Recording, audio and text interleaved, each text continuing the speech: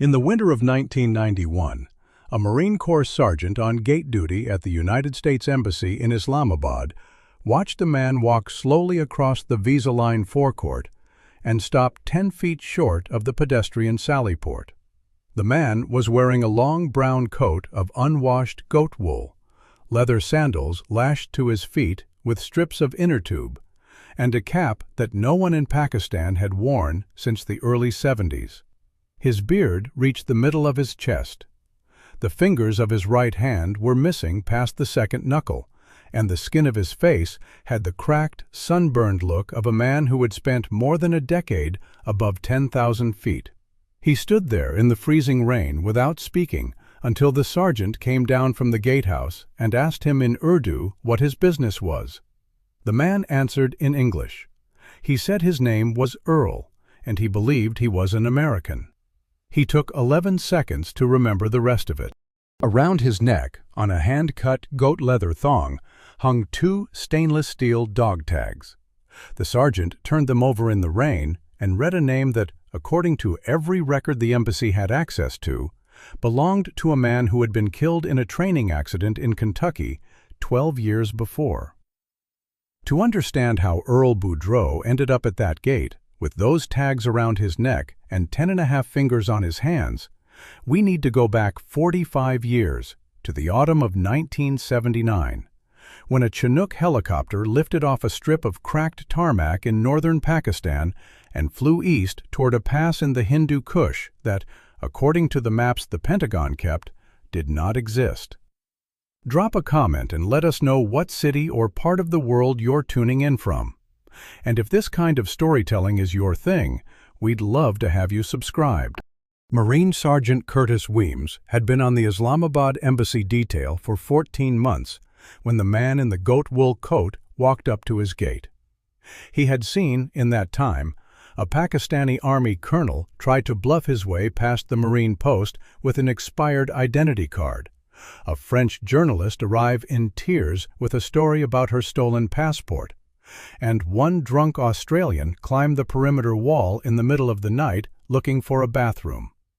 He had not, in 14 months, seen anything like the man who stood now in the freezing rain, with frostbite on his hands and a smell coming off him like wet wool and wood smoke. The man would not come closer than 10 feet from the sallyport. Weems came down the steps of the gatehouse with his rifle slung muzzle down and his right hand resting flat on the pistol grip, the way the Marine Security Guard School had taught him. The rain was the cold, slow kind that comes down out of the Hindu Kush in late November, the kind that soaks through a wool dress blouse in under a minute. He could feel it running down inside his collar. "What is your business at this embassy?" Weems asked. The man looked at him for a long moment. His eyes were the pale, watery blue of someone who has spent 12 winters above the snowline. "I think I am an American," he said. The accent was strange. It was English, but it was English the way a man speaks it after he has not spoken it for a long time, with the vowels gone soft and the consonants placed too carefully, as though he were assembling the words from memory. "What is your name?" Weems asked. The man closed his eyes. Weems watched him count, the lips moving slightly. 1 Mississippi. 2 Mississippi. The sergeant counted with him automatically. At 11, the man opened his eyes. "Earl," he said. "Earl Boudreaux, from Houma, in Louisiana." The dog tags came off the man's neck on a thong of dark leather, hand-cut, the kind of work a shepherd does in the long winter evenings with a knife and a bowl of tallow. Weems took them in his palm. 2 stainless steel tags, military issue, the embossed letters worn smooth from 12 years of skin contact. Boudreaux, Earl J. The blood type, O positive. The religious preference, Roman Catholic. The serial number was an 8-digit string beginning with the prefix that meant regular army, but Weems did not yet know that the number itself was wrong. Inside the embassy, in the secure waiting room off the consular section, the man called Earl Boudreaux drank 3 cups of black coffee, one after another, without sugar. He held the cup in his left hand because his right hand could not close around it. The smell of the coffee, the embassy clerk later wrote in her statement, seemed to do something to him. He sat with his face very close to the rim of the cup and breathed in slowly through his nose, his eyes shut, like a man at a religious service. The duty officer that night was a Foreign Service second tour named Lawrence McCoy. He came down to the waiting room at 8:40 in the evening and asked the man to repeat his story from the beginning. The man did. He had been a crew chief on a CH-47 Charlie helicopter, attached to a unit he could only describe as the detachment that flew out of the place in the north. The helicopter had gone down in a snowstorm in the Hindu Kush in the autumn of 1979. He had been the only survivor. He had been taken in by a shepherd family in a place he could not point to on a map, but could describe in detail, down to the shape of the stones in the mountainside where the sheep were folded for the winter. He had lived with that family for 12 years. He had walked out across the Khyber Pass 3 weeks ago with a cousin of his shepherd father, and he had come to the embassy because his shepherd father had told him on his deathbed that the war was finished and the Russians were gone and he could go home. McCoy listened without interrupting.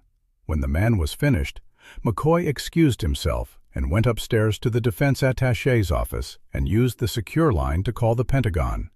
He read the name and the serial number off the dog tags into the receiver. He waited. The voice on the other end, a duty officer at the Casualty Affairs Branch, told him after a pause of nearly 30 seconds that the name belonged to a soldier who had been killed in a training accident at Fort Campbell, Kentucky, in the autumn of 1979. There had been a funeral. There had been a folded flag. There was a widow living in Hopkinsville on a survivor's pension. McCoy asked for the serial number to be checked against the master file. The duty officer came back after another long pause. The serial number, he said, was not in the master file. It was not in any file. It had never been issued. McCoy stood for a moment in the dim light of the attaché's office, holding the receiver against his shoulder, looking out through the slatted blind at the rain coming down on the embassy compound. Then he went back downstairs to the waiting room. The man called Earl Boudreaux had fallen asleep in the chair, his head tipped back, his mouth open, the empty coffee cup still cradled in his left hand. Around his neck, on its goat leather thong, the second dog tag had slipped out of his shirt and was hanging in plain view. McCoy looked at it for a long time before he sent the cable to Washington that, by morning, would put a Defense Intelligence Agency analyst named Dale Murchison on a flight to Islamabad. But before Murchison could open the file on Earl Boudreaux, he had to find out why the file existed at all. Dale Murchison had been with the Defense Intelligence Agency for 19 years, and he had never, in those 19 years, been pulled from a desk in Arlington and put on a military aircraft to Islamabad inside of 12 hours. The cable from McCoy had come in at 4 in the morning Eastern Standard Time. By noon, Murchison was buckled into the jump seat of a C-141 Starlifter out of Andrews Air Force Base with a soft-sided briefcase between his knees and a manila folder in his lap that contained the entire Department of the Army file on Crew Chief Earl Boudreaux. The file was 22 pages long. It was, as Murchison would write in his preliminary report, the cleanest file he had ever read in 19 years. There was an enlistment record from 1973, a basic training record from Fort Polk, an aviation school record from Fort Rucker, 2 routine personnel reviews, a record of marriage to a woman named Linda Marie Hebert in Houma, Louisiana, and a casualty report dated the 14th of the autumn month of 1979. The casualty report stated that Crew Chief Earl Boudreaux had been killed when a CH-47 Charlie helicopter, fictional tail number 70-XX-6-0-4, had crashed during a routine night training flight at Fort Campbell, Kentucky. The aircraft had been recovered. The remains had been recovered. The remains had been returned to Houma for burial in the family plot. There was a copy of the funeral home invoice and a copy of the folded flag receipt signed by the widow. It was, as Murchison wrote, the perfect file. Every form was in its right place. Every signature was where it should have been. There was nothing missing. There was nothing extra.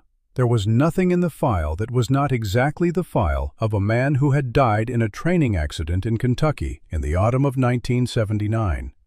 The serial number on the dog tags around the neck of the man at the embassy gate did not appear anywhere in the file. Murchison landed in Islamabad in the gray light before dawn. The Air Force driver who met him at the flight line was a master sergeant named Royce, who did not ask any questions and did not offer any conversation.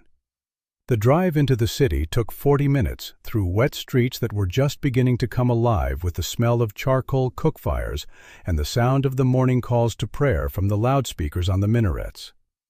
Murchison sat in the back of the sedan with the briefcase on his knees and watched the gray buildings slide past in the rain.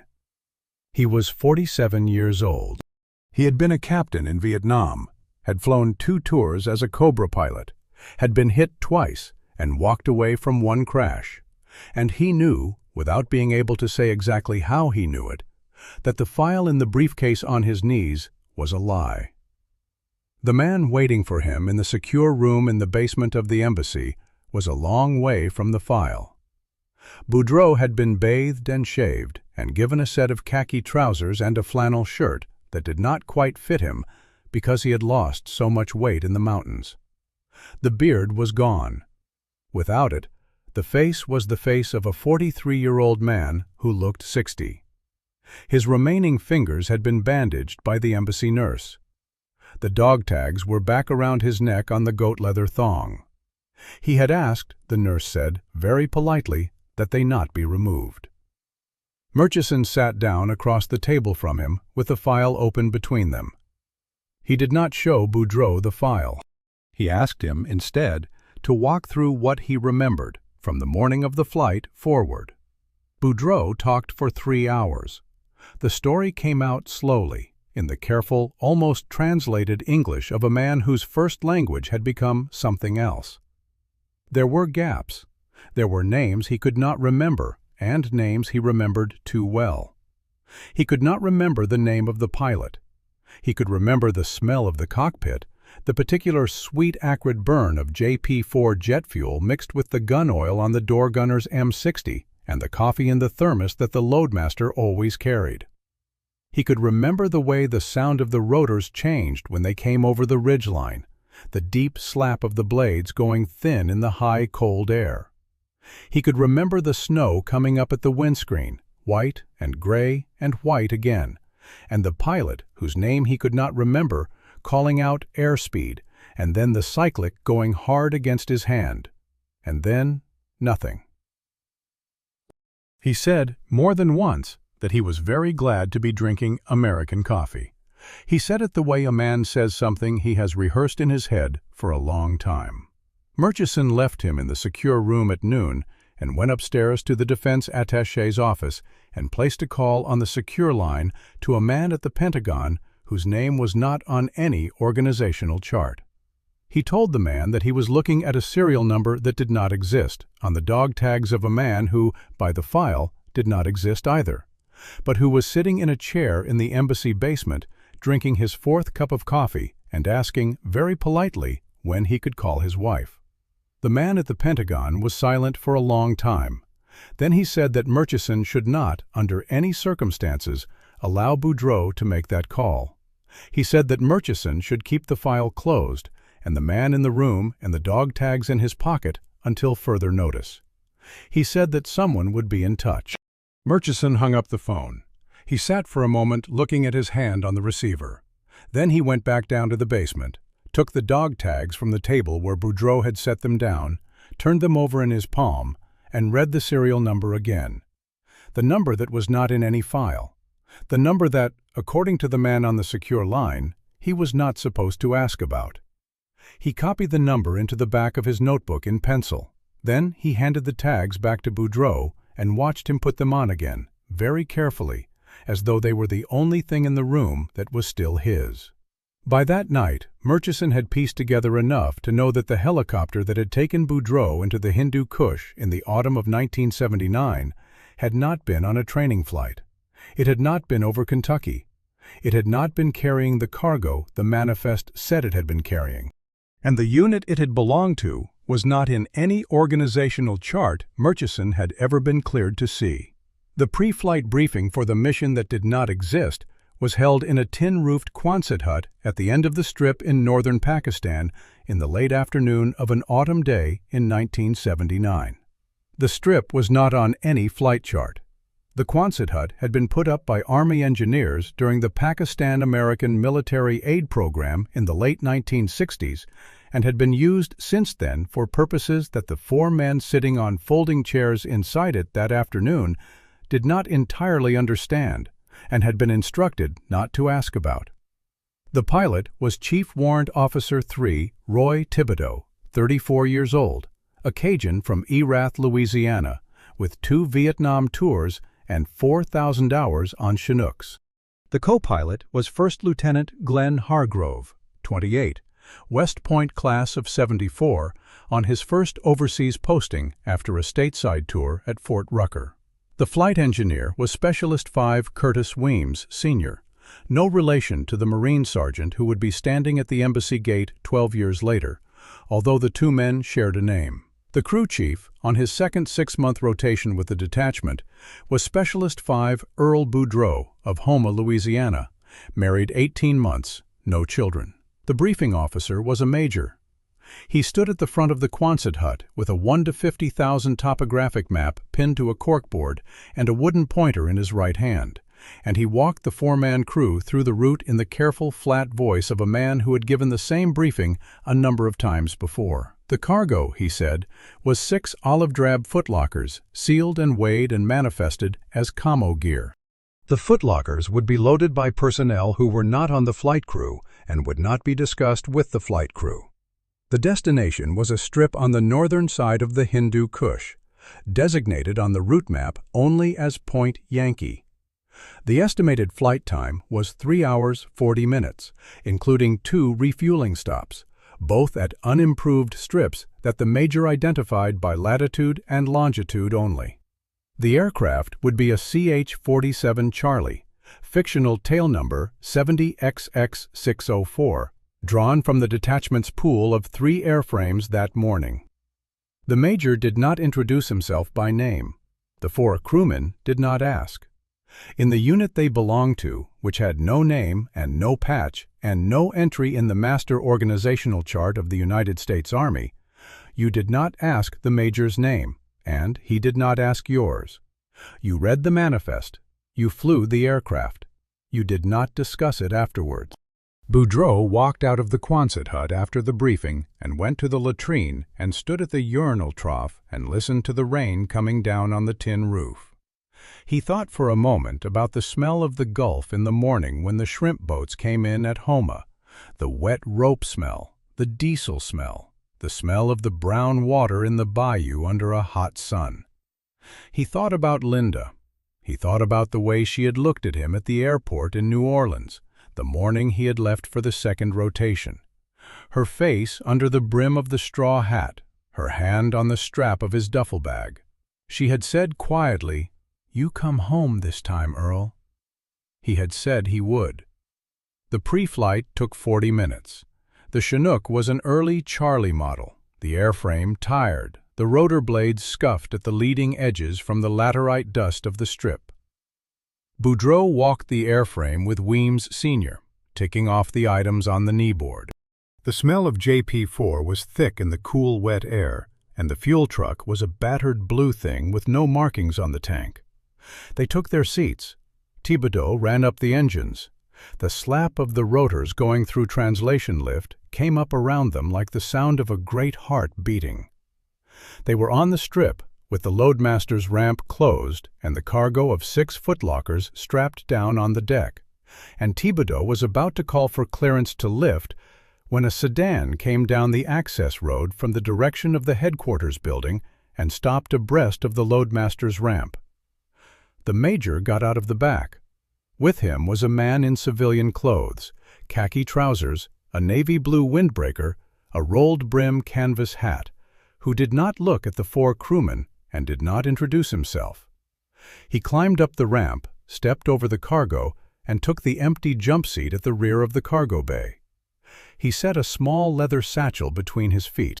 The major nodded at Thibodeau through the cockpit glass and turned and walked back to the sedan and got in and drove away. Thibodeau looked over at Hargrove. Hargrove shrugged. The man on the jump seat did not say anything. He had not signed the manifest. He was not on the manifest.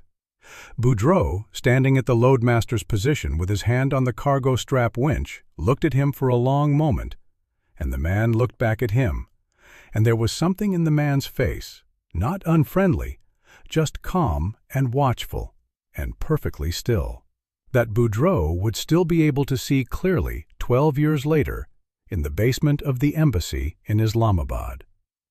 They lifted at 1600 hours. The first refueling stop went without incident. The second refueling stop, at a strip that Boudreaux later believed to be in the foothills below Chitral, was completed in 17 minutes by a ground crew of 3 men who did not speak English. They lifted out of the second strip with full tanks at 1922 hours, just as the last gray light was draining out of the sky to the west. The man on the jump seat had not moved. He had not eaten. He had not used the relief tube. He sat with his hands folded over the satchel and his eyes half closed. The weather over the pass was supposed to be marginal but flyable. The forecast had called for scattered cloud with the freezing level around 11,000 feet and surface winds out of the northwest at 20 knots. What they hit 22 minutes after the second refueling stop was a wall of weather that the forecast had not mentioned, a snowstorm coming down off the high ridges to the north with a velocity that pushed the airspeed indicator into the yellow arc and the rotor blades into a sound Boudreaux had never heard a Chinook make before. Thibodeau was a good pilot. Hargrove was a competent co-pilot. Neither of them was prepared that night for what came down out of the Hindu Kush. Boudreaux remembered Thibodeau calling out airspeed. He remembered the man on the jump seat pulling the satchel into his lap and gripping it with both hands. He remembered the cyclic going hard against Thibodeau's right hand. He remembered Hargrove on the radio, calling Mayday on a frequency that, even in the moment, Boudreaux noticed was not the frequency they had been briefed to use. And then he remembered nothing for a long time. The mission that did not exist had ended on a slope of broken scree in a place that the maps the Pentagon kept did not show. There had been 5 men on board the aircraft when it left the second refueling strip. The Department of the Army would, by the following spring, carry 4 of them as having died in a training accident in Kentucky. The 5th man was not carried as anything, because, on paper, he had never been on the flight at all. Boudreaux's debriefing in the basement room of the embassy ran over 4 days. Murchison did most of the talking, in the sense that he asked the questions. Boudreaux did most of the answering, in the sense that he produced the words slowly, the way a man might produce coins from a pocket he had not opened in a long time.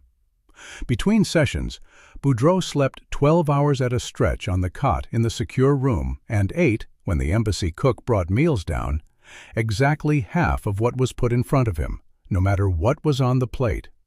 The other half he set aside in a small, careful pile on the corner of the tray. When asked why, he said, after thinking about it for a moment, that he was not sure.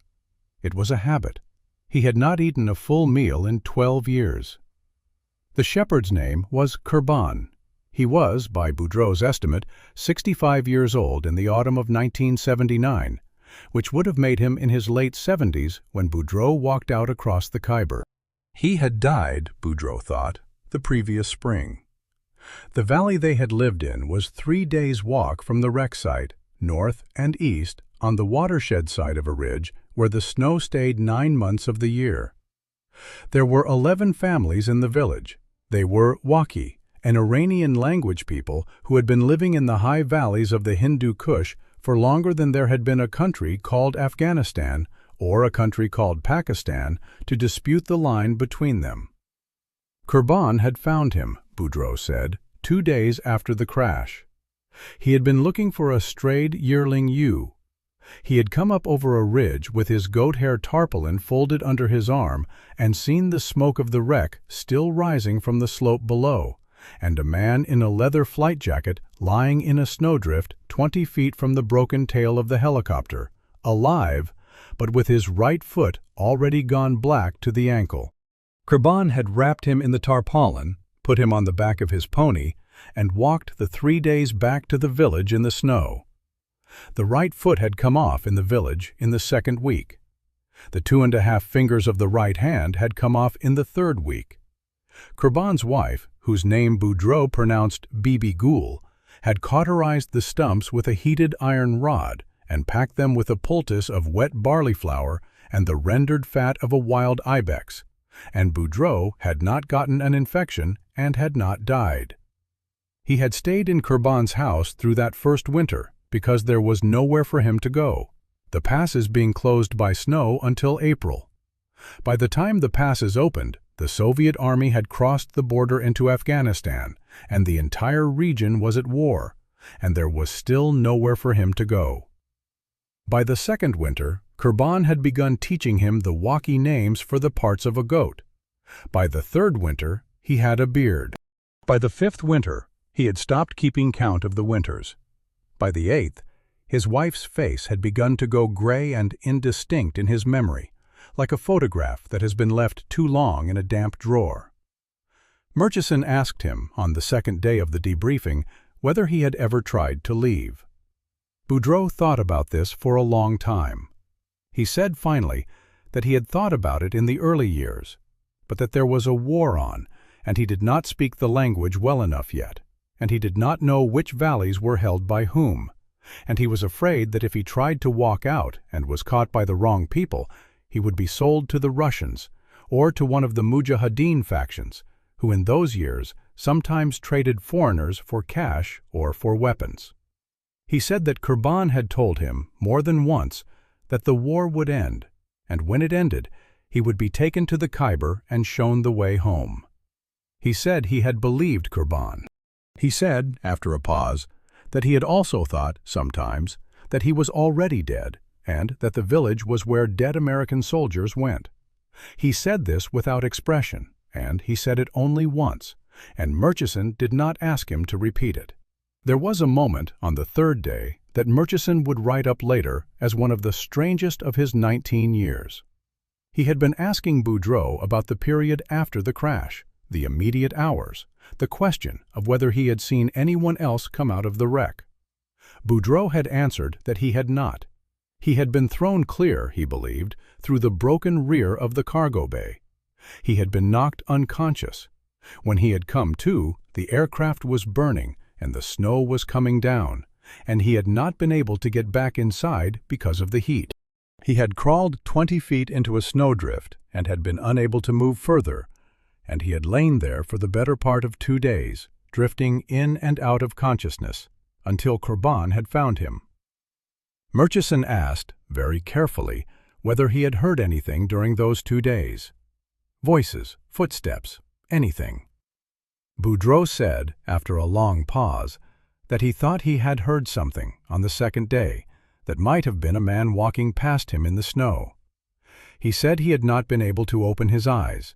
He said the footsteps had stopped very close to where he was lying and had stayed there for some time and had then gone away again. Murchison wrote this down and did not say anything. That evening, Boudreaux asked, for the 3rd time, when he could call his wife.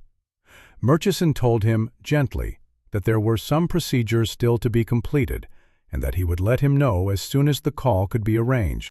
He thought Boudreaux looked at him, when he said this, in a way he had not been looked at in a long time. It was the look of a man who knows perfectly well when he is being lied to, and has chosen, for reasons of his own, not to make a thing of it. Boudreaux turned the dog tags over in his left hand on the goat leather thong and did not say anything. The thong, Murchison noted, had been hand-cut. The cut was a particular kind, with a slight inward curve to the edge, the way a knife with a worn point will curve if it is being drawn against the leather rather than pushed. It was not a cut you would make with a factory blade. Murchison wrote it down in his notebook and went upstairs to send a cable to Linda Boudreaux's local Army recruiting office in Hopkinsville, Kentucky, to ask, very quietly and through the proper channels, for permission to come and speak to her. The house in Hopkinsville was a single-story brick place on a street of single-story brick places, with a chain-link fence and a small lawn and a Buick from the late 1980s parked in the carport. Linda Boudreaux was 41 years old. She had not remarried.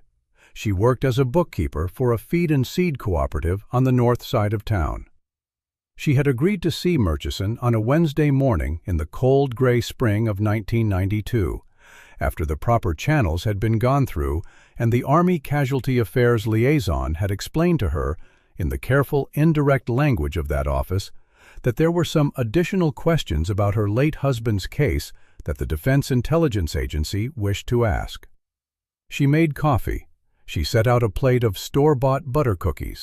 She sat across the kitchen table from Murchison, with her hands folded in her lap and her hair pulled back in a way that he thought she had probably worn it for a long time, and she said, before he could begin, that she did not know what additional questions there could be, since her husband had been killed on the morning of the 14th of November in 1979 in a training accident at Fort Campbell, and the Army had buried him with full honors, and that had been 12 years ago, and she did not understand why the Defense Intelligence Agency was at her kitchen table.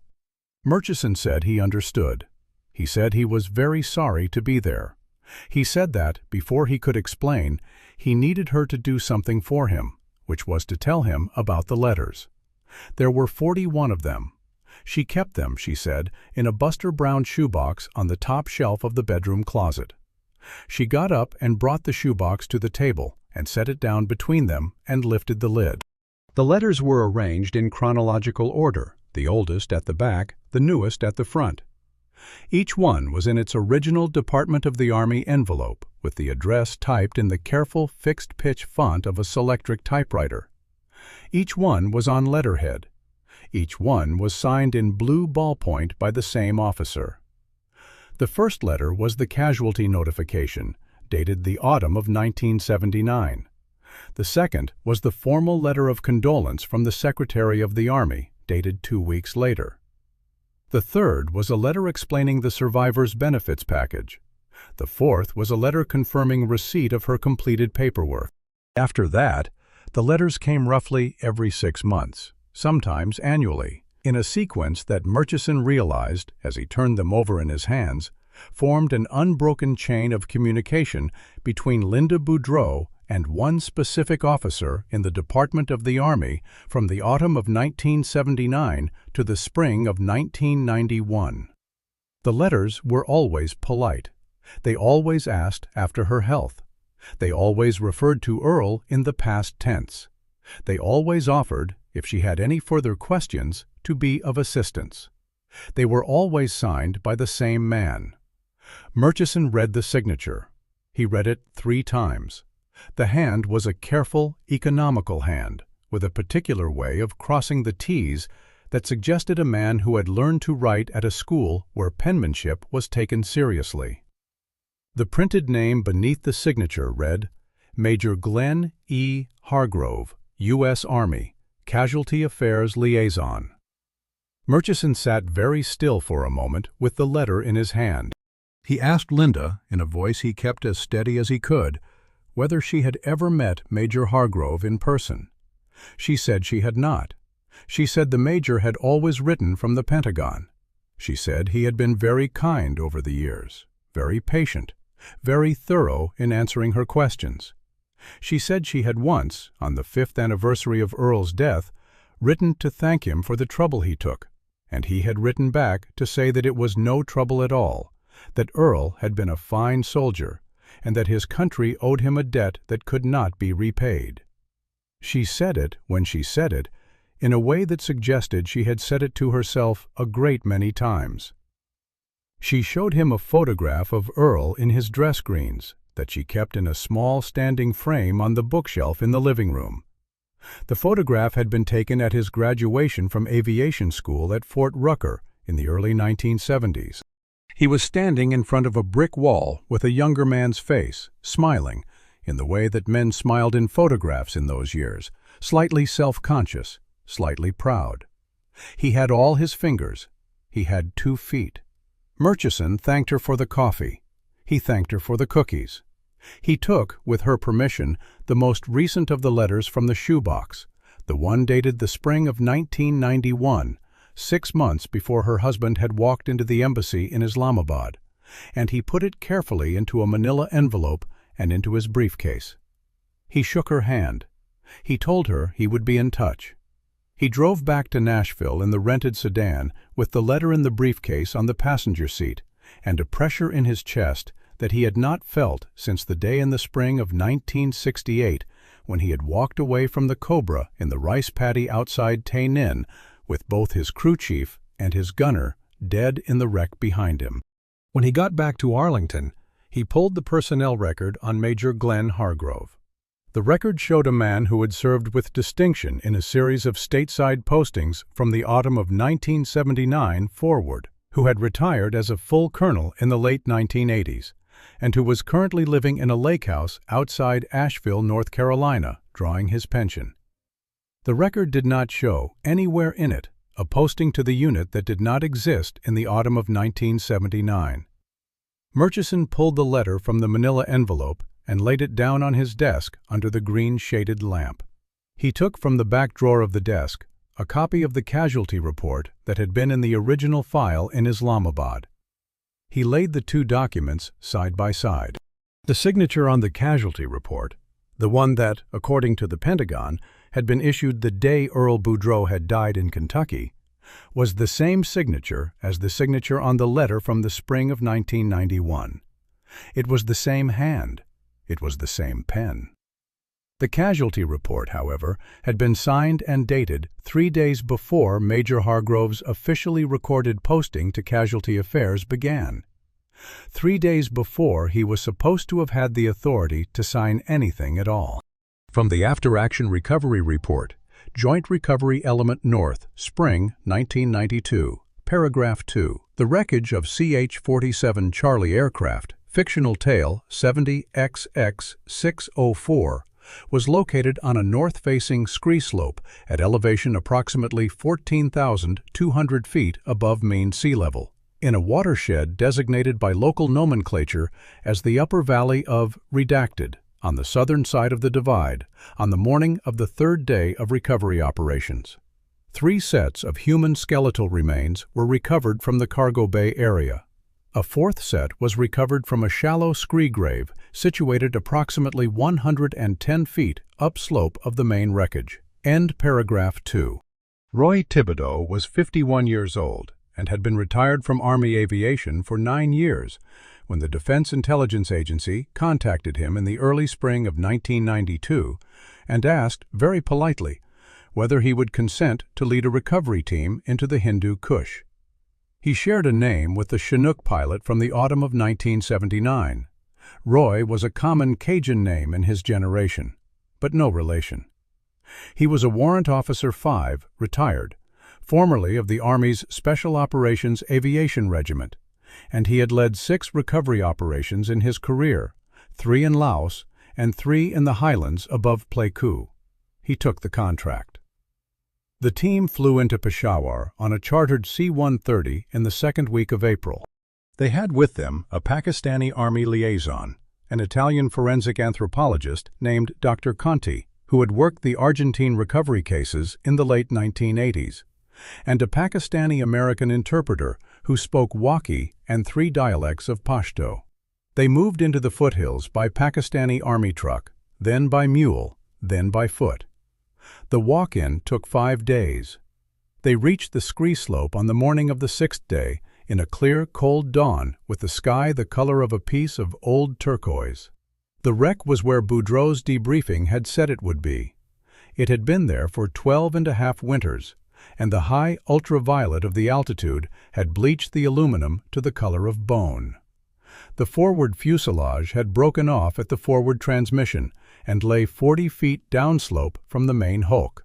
The cockpit glass long since gone, the pilot's seats canted at a strange angle on the slope.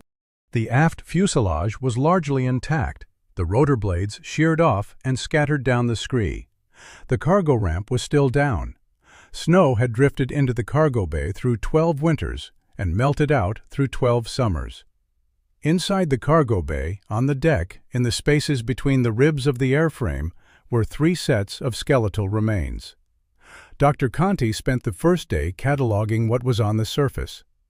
The remains had been heavily disturbed by snowmelt and by the small mammals that had found their way into the wreck over the years.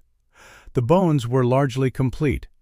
2 of the 3 skulls showed blunt force fractures consistent with the violence of the impact. The third showed no skeletal trauma at all. Dr. Conti would write in her preliminary report, 23 days later, that the third individual had almost certainly survived the initial crash and had died of exposure or of injuries not involving the bony skeleton sometime in the hours or days afterward. The footlockers were still there. 6 of them, olive drab, the standard 1970s Army issue, strapped down on the deck under what had been cargo netting. They were numbered 1 through 6 in stenciled white paint on the lids. 5 of them were intact, the locks still engaged. The 6th, number 4 by the stencil, had been pried open. The lid was bent. The hasp had been broken with what Dr. Conti, after examining the marks, identified as a flat metal implement, possibly a survival knife or a piece of the airframe itself. Thibodeau opened the first footlocker on the morning of the 3rd day of operations on site, with 2 members of the team and the Pakistani Army liaison present as witnesses. Inside, neatly arrayed in a single layer, were vacuum-sealed bricks of United States currency. The bricks were 1979 series $100 Federal Reserve notes. The seals on the bricks were intact. The Federal Reserve bands around each brick of 100 bills were stamped with the seal of the Richmond branch and a routing code that the Pentagon liaison, when Thibodeau radioed it in that evening over the satellite phone, would not at first identify. Each footlocker contained, by Dr. Conti's count, approximately $1.25 million. The total in the 5 intact footlockers came to just over $6 million. The 6th footlocker, the one with the broken hasp, was empty. There was no money on the slope. There was no money in the cargo bay. There was no money in the cockpit. Whatever had been in the 6th footlocker had not been spilled in the crash and left to scatter on the scree. It had been removed, deliberately, by someone with the time and the presence of mind to pry the hasp open and take what was inside. And that someone had, on the available evidence, also been the someone who had buried a body in a shallow grave 110 feet up the slope from the wreck. Thibodeau climbed up to the scree grave on the afternoon of the 4th day. The grave was a shallow pit covered with stones, the kind of grave a man digs when he has very little time and a poor implement. The stones had been laid carefully but without ceremony. Underneath them, wrapped in what had once been a leather flight jacket, was a 4th skeleton. The bones were largely intact. The skull showed a depressed fracture above the right temple, consistent with blunt force impact. The right hand, when Dr. Conti got down to it with her brush and her trowel, was missing the 2nd and 3rd fingers past the 2nd knuckle. Around the neck of the skeleton, half buried in the dust under the broken jaw, was a hand-cut goat leather thong. There were no dog tags on the thong. The thong had been cut clean in the middle, as though by a sharp knife, and the loose ends were lying flat against the collarbones. Thibodeau climbed back down to the wreck and sat on the bent loadmaster's ramp in the cold, thin air of 14,000 feet and looked at the goat leather thong in his palm and did not speak for a long time. Boudreaux had walked into the embassy in Islamabad with 2 stainless steel dog tags around his neck on a hand-cut goat leather thong. The skeleton in the scree grave had been wearing a hand-cut goat leather thong with no dog tags on it. Both thongs had been cut by the same kind of knife, by the same kind of hand, in the same kind of careful, slow, walkie shepherd's work that Dr. Conti, examining both pieces of leather under the magnifier in the field tent that night, would describe in her notebook as almost certainly the product of a single craftsman over a period of years. Boudreaux had been wearing his dog tags when he walked into the embassy. So whose body was in the scree grave 110 feet above the wreck? And whose hand had cut the second thong? The forensic accountants worked out of a windowless room on the third floor of a Treasury Department annex in Washington in the late spring of 1992.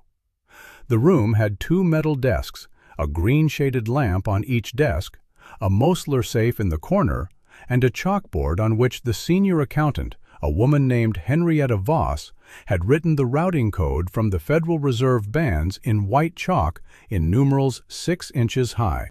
Murchison sat across the desk from her with a coffee cup in his hand and watched her trace the code back through 1979 to its point of origin.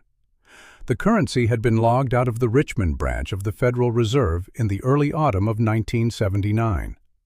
The bricks had been packaged and sealed under a contract program designation that, when Voss ran it through the Treasury master file, returned no hits.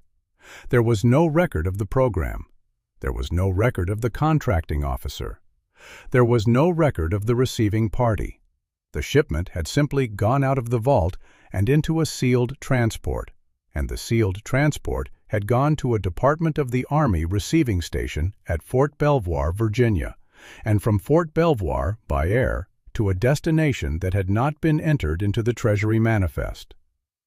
Voss looked at Murchison over the top of her bifocals. She said in her dry, administrative voice that this was the cleanest piece of laundry she had seen in 24 years with the department. Whoever had moved the money, she said, had known exactly which forms to skip and which signatures to forge. The work was professional. The work was, she said, almost certainly the work of someone inside.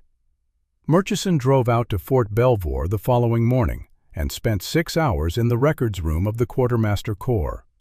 He found eventually what he was looking for: a handwritten log entry from the early autumn of 1979 in a daybook that should not have survived 12 years of routine record destruction, but had, because the daybook had been moved into a moisture-damaged archive and forgotten.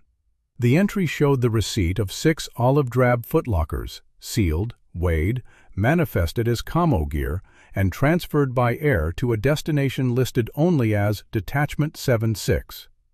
The receiving signature was illegible. The releasing signature was, when Murchison held it up to the light, the same hand that had signed 41 letters to Linda Boudreaux from the autumn of 1979 to the spring of 1991. He drove back to Arlington in the long blue dusk of a Virginia spring evening, with his hands very tight on the wheel. The cable from the recovery team in the Hindu Kush came in that night. It was a long cable in the careful, redacted prose of the cleared for transmission format. It described the wreck, the cargo, the 3 skeletons in the cargo bay, the 4th skeleton in the scree grave above the wreck.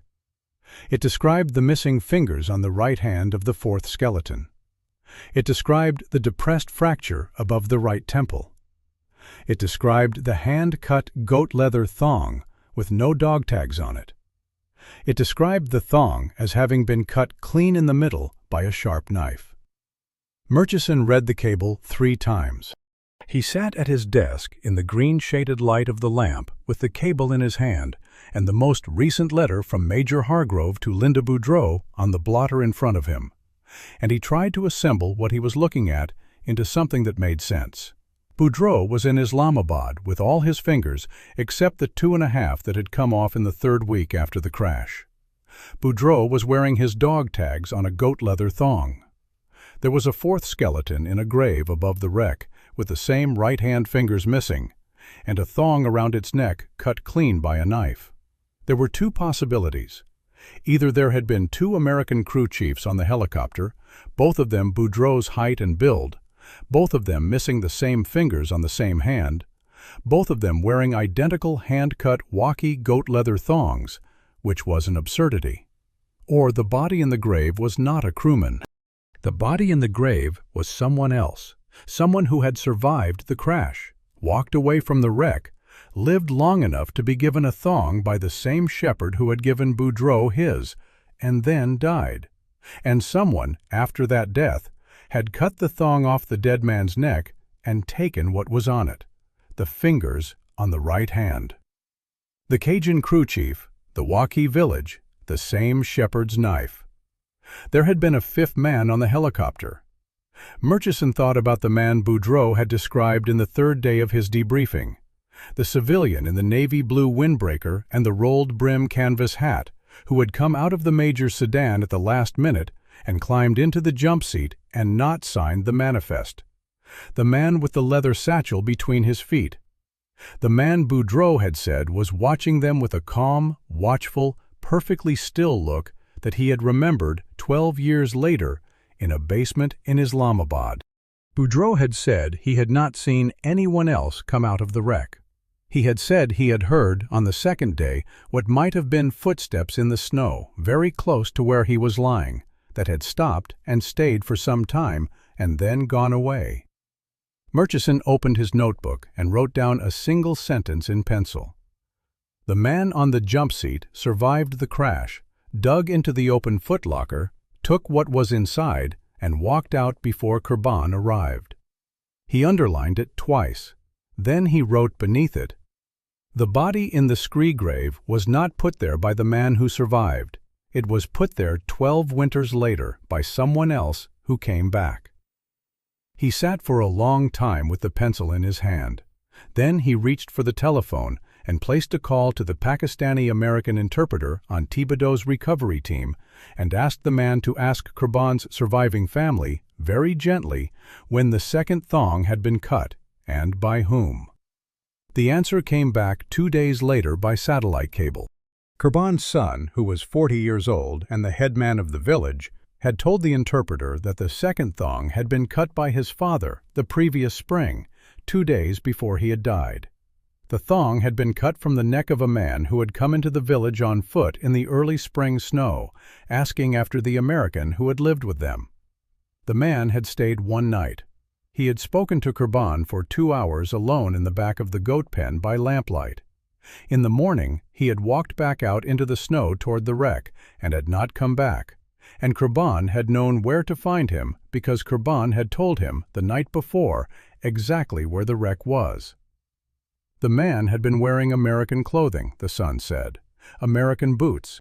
He had spoken English with an accent the son could not place, but which Boudreaux, hearing the description 3 days later in the basement room of the embassy in Islamabad, would identify, with a small, slow smile that had no warmth in it, as the accent of an officer. Murchison flew back to Islamabad in the second week of May with a thick folder of photographs in his briefcase. He had pulled them from the State Department photo archive in Foggy Bottom over a long weekend, working through 3 boxes of contact sheets from receptions and signing ceremonies and embassy functions in Pakistan from the autumn of 1979 through the spring of 1982. He had selected 46 photographs in which the faces were clear enough to be recognized. He had arranged them in a particular order. He had, in among them, 3 photographs of Major Glenn Hargrove from the early 1980s, taken at a series of consular events in Peshawar. Boudreaux had been moved out of the basement and into a small clean room on the 3rd floor of the embassy with a window that overlooked the gardens. He had put on weight. The frostbite damage on his face had begun to heal.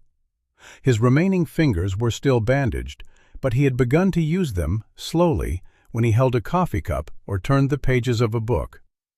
The embassy doctor had given him a copy of the local English-language newspaper every morning, and he had begun to read it, slowly, the way a man reads in a language he has not used in a long time.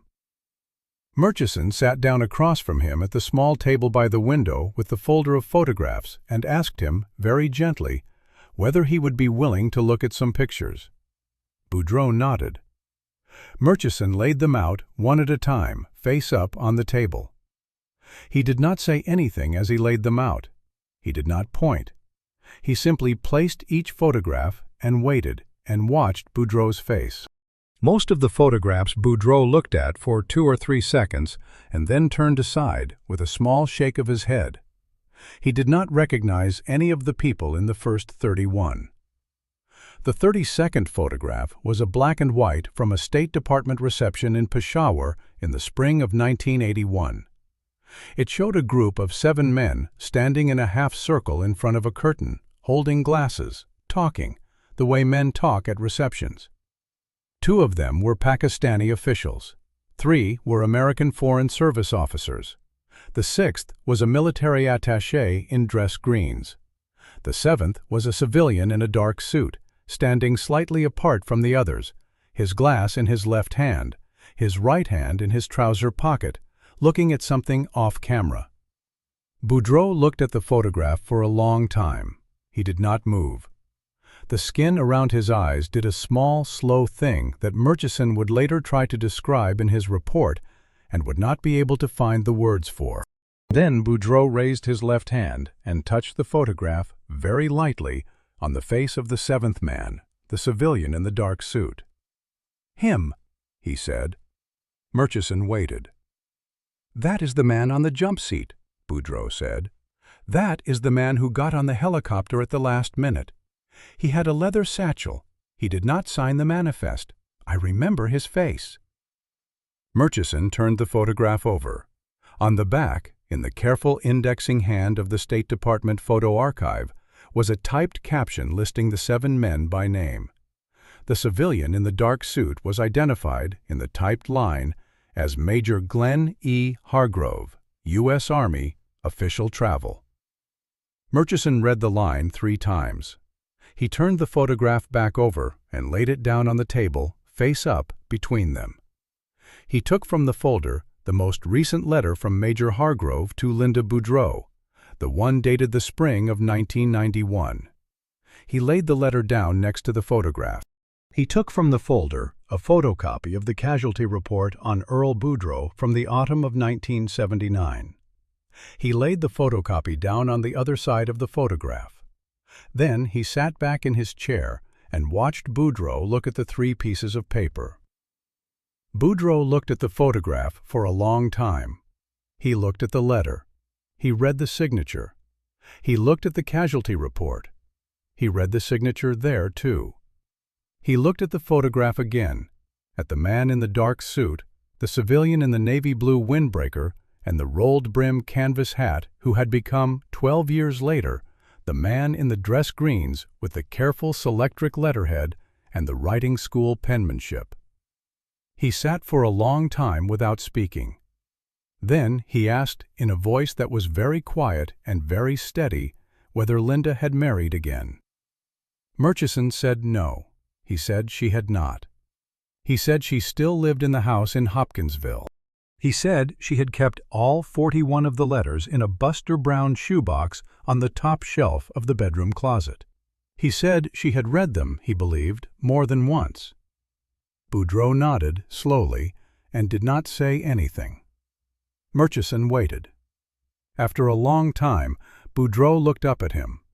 The pale, watery blue eyes were the eyes of a man who had spent 12 winters in the Hindu Kush and had walked out across the Khyber and had drunk 3 cups of black coffee in the basement of an embassy without knowing whether he was about to be sent home or sent somewhere else. And Murchison thought, looking at him across the table, that he had never in 19 years seen a man hold himself that still. Boudreaux said, in the same very quiet voice, that he wanted to ask one question, and that he would understand if Murchison could not answer it. Murchison said he would try.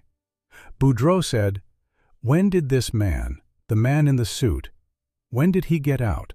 Murchison said the records were not entirely clear, but that the best evidence suggested that Major Hargrove had been listed on a State Department travel manifest out of Peshawar in late January of 1980, approximately 11 weeks after the crash. Boudreaux did the arithmetic in his head, slowly, the way a man who has not done arithmetic in a long time does it. 11 weeks, he said. He sat for another long moment. Then he said, very softly, almost to himself, He walked past me in the snow. He raised his bandaged right hand and touched very lightly the dog tags on the goat leather thong around his neck. He held them between his thumb and the stump of his index finger. His expression did not change. "The footsteps on the second day," he said, "the ones that stopped and stayed and went away." Then he did something Murchison had not seen him do in any of the 4 days of debriefing or any of the days of recovery in the small clean room with the garden view. He smiled. It was a very small smile, and it had no warmth in it, and it lasted no more than a second. He said, "He must have looked at me for a long time." He said it as a man might say of a chess move played against him many years before, that he had finally seen the pattern. The man in the photograph had stood over him in the snow on the second day after the crash, and had decided, for reasons of his own, to walk away and leave him there. And then, from a desk in the Pentagon, for the next 12 years, he had signed the letters to the man's wife. Glenn Hargrove, Colonel, U.S. Army, retired, lived in a single-story Cedar Lake house on a small fishing lake outside Asheville, North Carolina. The house had a screened porch facing west, a small dock with an aluminum john boat, and a rack of fly rods on the back wall of the porch in graduated lengths. He was 61 years old. He was a widower. He had no children. He drew a full colonel's pension and a small additional sum from a private consulting contract that, when Murchison ran it through the Department of Defense's outside employment files, returned the same kind of clean blank that the routing code on the Federal Reserve bands had returned 3 months before. Murchison drove down from Arlington in a rented Buick on a warm afternoon at the beginning of June. He had with him a photocopy of the casualty report, the most recent of Hargrove's letters to Linda Boudreaux, a copy of the photograph from the State Department reception in Peshawar in the spring of 1981, and a one-page summary of the recovery team's report on the wreck. He did not have a warrant. He did not have an arrest authority. He had been instructed by the man at the Pentagon, whose name was not on any organizational chart, to conduct what the man had called a courtesy interview. Hargrove answered the door in a pair of khaki trousers and a faded blue Oxford cloth shirt with the sleeves rolled to the elbow. His hair was white and cut short. His face was the face of a man who had spent a great deal of time outdoors in the years since his retirement. He looked at Murchison through the screen of the storm door, took in the briefcase, took in the rented car and the gravel turnaround, and said in a perfectly even voice, "I have been wondering for some time when someone was going to come." He held the door open. He led Murchison through a living room with a stone fireplace and a wall of bookshelves and out onto the screened porch. He had a coffee pot on a small electric warmer. He poured 2 cups without asking and set them down on a low table between 2 cane chairs. He sat down. He waited. Murchison did not bring out the photographs. Not yet. He asked Hargrove instead to walk him through what had happened on the night of the crash. He said it in a voice that was as flat and unaccusing as he could make it. He said he was not there to make a case. He was there to understand. Hargrove drank his coffee. He looked out at the lake, which was very still in the late afternoon light, the surface broken only by the rings of feeding bluegill near the dock. He said after a while that he had been a young major in the autumn of 1979, and he had been given a job that he had taken because the men giving it to him were men he had been trained, since West Point, to obey, and because the program they were running was the kind of program that the country, at that moment in that war, needed. He said the program had moved cash, in quantities he would not specify, to people in the region who were doing things the United States government wanted done. He said the cash had moved through unconventional channels because the conventional channels would have left a trail that nobody wanted left. He said that his job, as the program officer for the operation that had crashed in the Hindu Kush, had been to ride in on the last leg of each delivery flight, take possession of the cargo at the delivery point, and walk it across the border on foot with a small Pakistani-American escort party that would meet him on the northern slope of the pass. He said he had done it 11 times before the night of the crash. He said the 12th time the helicopter had gone down. He said he had walked away from the wreck with a broken collarbone and a concussion, and most of what had been in the satchel between his feet, and he had spent 2.5 days finding the trail down to the rendezvous point, and he had been picked up by the escort party in the gray light before dawn on the 3rd day after the crash. Murchison asked him, in the same flat voice, whether he had walked past Earl Boudreaux in the snow. Hargrove looked at him for a long time. He said finally that he had. He said that Boudreaux had been lying in the drift 20 feet from the broken tail of the helicopter. He had been very still. Hargrove had stood over him for perhaps 3 minutes. He had thought, at first, that Boudreaux was dead. He had bent down and put his fingers against the side of the man's neck and had felt a pulse, very slow, and a temperature he knew, from his cold-weather training at Fort Greely, was the temperature of a man who would not survive the night. He said he had also known, in the same moment, that the cargo bay was burning, and that there was at least one footlocker on the deck that had survived the impact, and that he could not carry an unconscious man across the pass, and that the longer he stayed, the smaller his own chances of getting out became. He said he had made the decision in the time it took to lift his fingers off the man's neck and stand back up. He said it in the voice of a man who had thought about the decision a great many times since, and who had arrived, after a great many years, at a private accounting of it that he was not going to share with Murchison or with anyone else. Murchison asked him then about the open footlocker.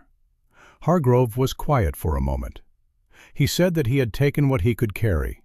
He said the decision to take it had been made for him, in a sense, by the fact that the footlocker had broken open in the crash, and he had needed something to carry the loose currency in, and the only thing on the slope was the inside of his own jacket.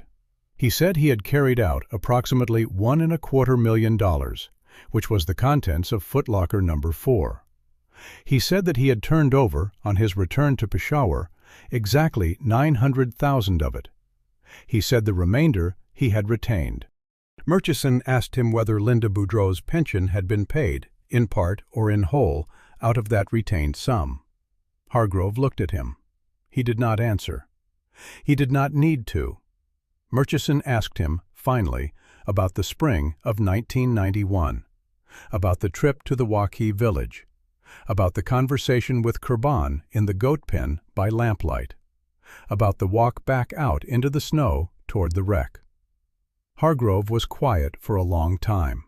He said, finally, that he had heard, through channels he would not specify, that the village had been sheltering an American for many years. He had gone in alone because he had needed to know whether the American was still alive, and whether he was still in the village, and whether he was still able to talk. He said he had gone with the intention, he believed, of bringing the man out. He said he had spoken with Kurban for 2 hours, and that Kurban, who had been an old man and a wise one, had told him that the American had walked out across the Khyber 3 weeks before with a cousin of the family, and that Hargrove was too late. He said that Kurban had then said something else, in the goat pen, that Hargrove had not been prepared for. He had said that he, Kurban, knew who Hargrove was. He had said that the American had described him, sometimes in the long winter evenings, as the man with the satchel. He had said that the American had said, more than once, that he believed the man with the satchel had stood over him in the snow. Hargrove said that he had walked back out into the snow toward the wreck the next morning because he had wanted to see it again. He said he had not survived the climb. He had taken a fall on the scree at 14,000 feet, struck his head, and lain in the snow for some unknown number of hours before he had been able to get up and walk back down. Murchison did not point out that the body in the scree grave, with the depressed fracture above the right temple, and the missing fingers and the goat-leather thong with no dog tags, was not, by any forensic measure, the body of a man who had walked back down. He let it go. He sat with Hargrove on the screened porch for another hour. They did not talk about the crash. They talked about fly rods, about the bluegill in the lake, about the difference between the cold of the Hindu Kush in November and the cold of Fort Greely in January. Hargrove made a fresh pot of coffee. He poured Murchison a second cup and set the pot back on the warmer. Murchison drove back to Asheville in the long blue dusk and checked into a motel by the airport and sat for a long time on the edge of the bed with his hands folded between his knees. He did not write a report that night. He wrote the report 2 days later in his office in Arlington, and he wrote it very carefully, and the version of it that was submitted to the man at the Pentagon, whose name was not on any organizational chart, did not contain any reference to a body in a scree grave above the wreck.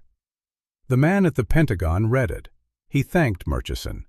He told him the matter was closed. The man on the screened porch in Asheville continued to draw his pension. Earl Boudreaux flew home on a C-9 Nightingale medical transport on a clear morning in the second week of June, 1992.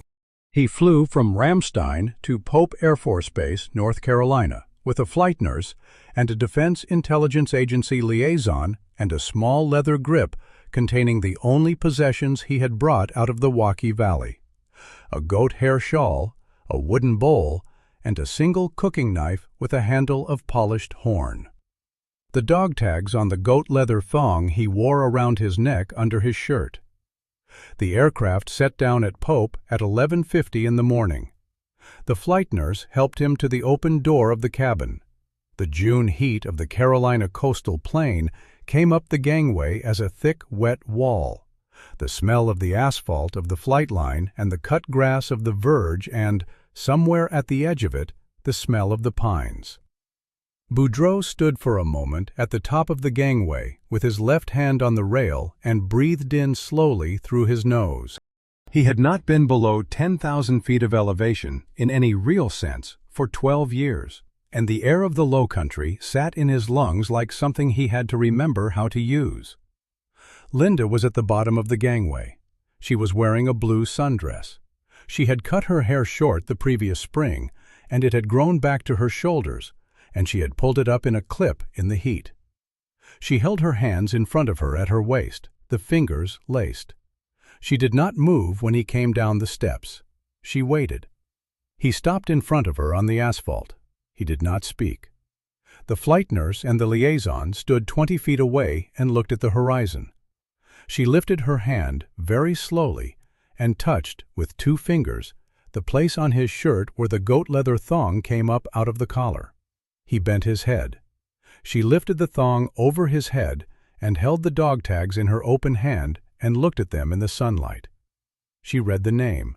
She read the blood type. She read the serial number. Then she folded the dog tags back into her hand and closed her fingers around them and did not say anything for a long time. She said finally, "All right, Earl." He said, "All right, Linda." They drove home to Hopkinsville in the Buick from the carport, with the dog tags on the thong on the seat between them. The Department of the Army, in the late summer of 1992, issued a corrected casualty notification with respect to Crew Chief Earl J. Boudreaux. The corrected notification was sent only to Mrs. Boudreaux. There was no press release. There was no public announcement. The original casualty report was retained in the master file with a manila tag clipped to it indicating that a correction had been issued and was held under separate cover. The funeral home in Houma was not notified. The grave in the family plot, which contained the cremated remains of 3 sets of unidentified human bone fragments that had been provided to the funeral home in the autumn of 1979 in a sealed metal urn by a courier from Fort Campbell, was not disturbed. Colonel Glenn Hargrove, retired, was, in the autumn of 1992, granted full retirement benefits and a separate sealed pension supplement under a Department of the Army program that, when Murchison attempted to inquire about it, returned no hits. He continued to live at the lake house outside Asheville. He continued to fish for bluegill from the aluminum John boat. He died of a coronary in the summer of 2004 at the age of 73. He was buried with full military honors at Arlington National Cemetery. The flag that was folded over his coffin was presented to a niece in Charlotte, who, when interviewed by a freelance journalist 8 years later, said that her uncle had spoken very little in his last years about his service, except to say that he had done a job nobody else would do, and that he had paid for it in his own way every day of his life. The 5 intact footlockers of 1979 series United States currency, totaling $6,120,000, were returned by air to the Federal Reserve Branch in Richmond in the late summer of 1992 and reintegrated into the cash supply through normal channels. The serial numbers on the bills were noted in a sealed Treasury Department file that was, by the time the freelance journalist tried to obtain it through a Freedom of Information Act request in the spring of 2012, no longer locatable. The contents of the 6th footlocker, the one with the broken hasp, the one that, by Hargrove's own account in the screened porch in Asheville, had contained $1.25 million in vacuum-sealed Federal Reserve notes, were never accounted for. Hargrove had told Murchison that he had carried out $1.25 million in the lining of his jacket, and had turned in $900,000 on his return, and had retained the rest. That accounted for $1.25 million. It did not account for the fact that, when Dr. Conti's team had examined the 6th footlocker on the slope at 14,200 feet in the spring of 1992, they had recorded, in the margin of the field log, a note about the inside of the lid, a thin film of dust that had been disturbed in 2 distinct patterns, separated by what Conti, in her report, estimated to be a number of years. The hasp had been broken once. The footlocker had been opened twice. Earl Boudreaux, asked about it years later by the same freelance journalist who could not locate the Treasury file, declined to be interviewed. He had returned to Houma in the autumn of 1993 after a year of medical leave at the Veterans Administration Hospital in Memphis. He had taken a job as a watchman at a marine supply yard on the bayou. He had lived, with Linda, in a small clapboard house off the main road on the edge of the saltwater. He kept goats. He raised them himself, 2 at a time, in a small fenced lot behind the house, and he butchered them himself in the late autumn with the cooking knife with the handle of polished horn that he had brought out of the Waukee Valley. The dog tags on the goat leather thong, Linda Boudreaux told the journalist on her own front porch in the spring of 2007, were kept on her kitchen table. Earl had given them to her on the asphalt at Pope Air Force Base, and she had taken them, and she had not given them back. They were on the kitchen table, by the salt and pepper shakers, where she could see them when she sat down to read the morning paper. The journalist asked her, very gently, whether she had ever asked Earl about the missing money. Linda Boudreaux looked at the journalist for a long moment. The afternoon light was on her face. She was 66 years old. She had been married, in total, for 14.5 years, of which her husband had been physically present for 2.5. She had read 41 letters from a man who had stood over her husband in the snow and walked away, and she had believed, for 12 of those years, that the man had been a kind stranger doing a difficult job. She said, after the long moment, that she had not asked Earl about the money. She said she had not needed to. She said that on the kitchen table, beside the dog tags on the goat leather thong, there was a wooden bowl that her husband had carried out of the Waukee Valley in the leather grip on the C-9 Nightingale on the day he had come home. The bowl had been carved for him by Craban's wife in the second winter of his stay in the village. It was the size of a soup bowl. Earl ate his oatmeal out of it every morning in the long, quiet kitchen with the dog tags on the thong on the table beside him in the soft light of the Carolina morning. She did not say what was in the bowl when it was empty. This story is over, but in the archives many more are still waiting their turn, forgotten, classified, erased from the record. Subscribe and hit the bell so you don't miss the next one. And sharing this video is the best tribute to those who never made it home.